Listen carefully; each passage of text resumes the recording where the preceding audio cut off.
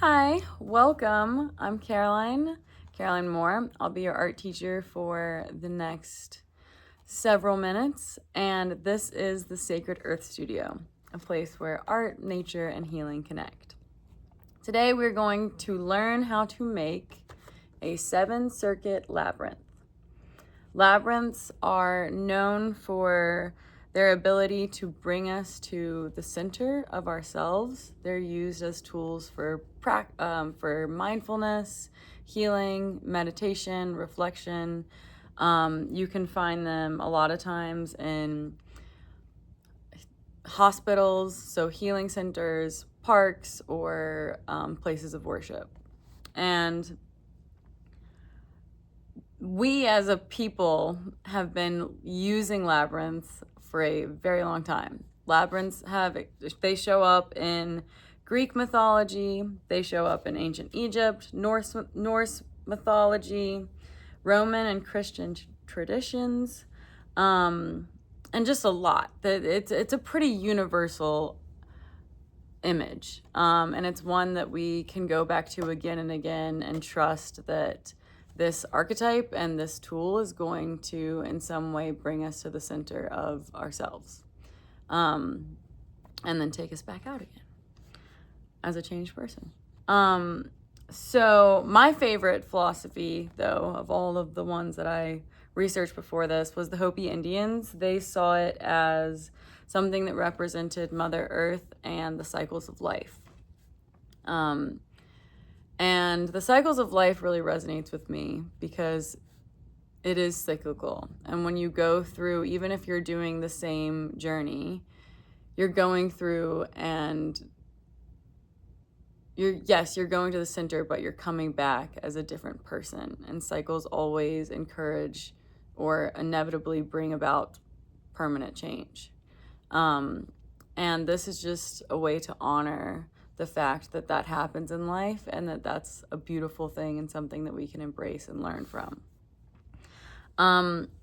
Okay, so we are going to just kind of jump right in. We will start with learning the 3-circuit labyrinth. This is the simpler version, and then we'll move to, sorry, it's messy. This was my practice one. Also, that's art, man. It's supposed to be messy, and it doesn't have to be perfect the first time.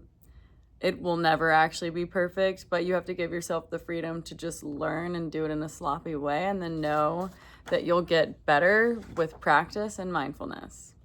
These were done within like several minutes of each other. So always give yourself permission to do a pretty rough draft in the beginning and allow yourself to go through the process of making mistakes while you figure it out.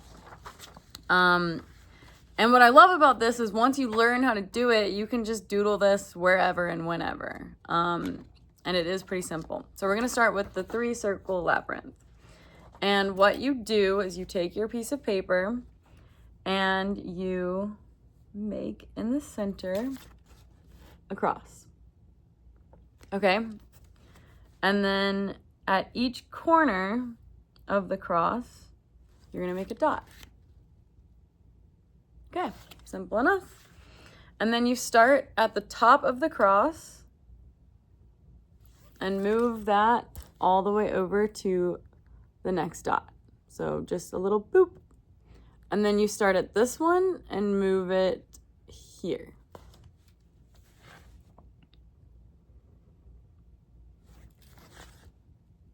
Okay?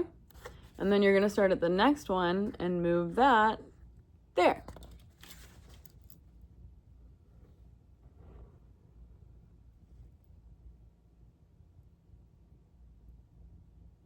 Okay?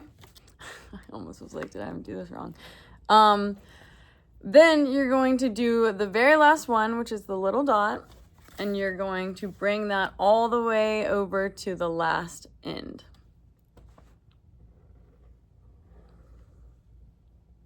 And there you have it, a 3-circuit labyrinth.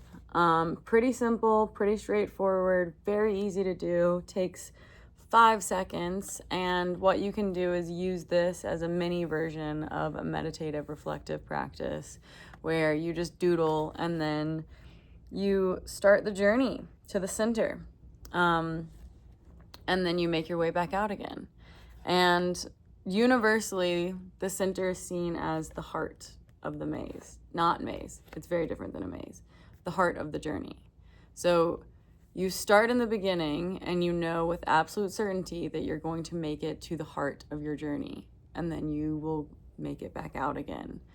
And there's actually, this is known, or what's associated with it is the 3 R's, which are releasing, receiving, and reflection. So that's what this encourages. It is meant to bring about mindfulness and a way of just connecting with yourself and tuning in and going to the center of things. And through the process of walking the labyrinth or experiencing the labyrinth, a part of you changes, a part of you receives something that you needed before, and a part of you is just allowed to be listened to, honestly. And we all need that sometimes. Okay, so now we're going to move to the next one, which is the 7 circuit labyrinth. And it starts off, same concept, with the little cross, okay? And then in each corner of the cross, you do one of those, an L and a dot.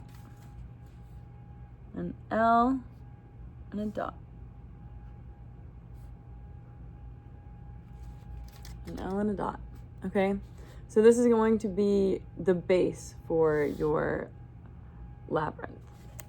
And you start the same way. You take the top of the cross and you bring it to the first line of this L.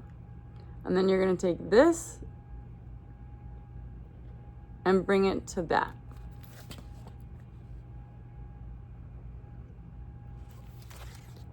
Okay? And now you're going to take this one and bring it to that one.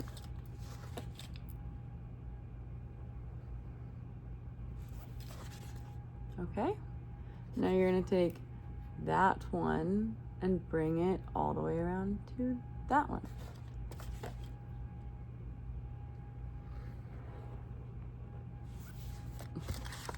That one. Okay? And now you take this one and bring it here.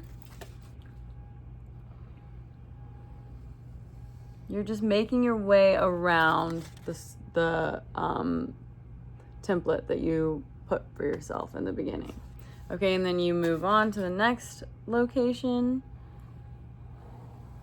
Bring around that to the dot. Okay. And then the next one, which is the dot, and you bring that around.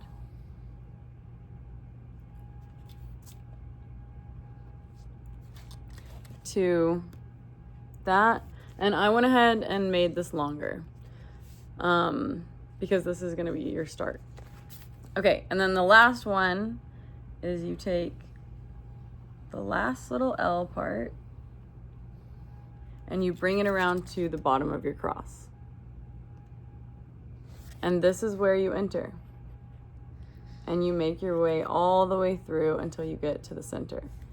And what I did for my labyrinth was I wrote a psalm, Psalm 23. So I wrote scripture and I started at here and I made my way all the way through. And even though I had just studied labyrinths for a long time, when I was writing on this journey, it takes you to random loops that don't look like they're going to get to the center. So you start to kind of doubt yourself. You're like, did I do something wrong? Like, this doesn't look right. But you just keep going. And eventually it brings you exactly where you were meant to be all along. And I really enjoyed doing this because I needed to hear these words. I needed to write these words. And I needed to spend time in reflection, allowing myself to contemplate a single journey that we all take.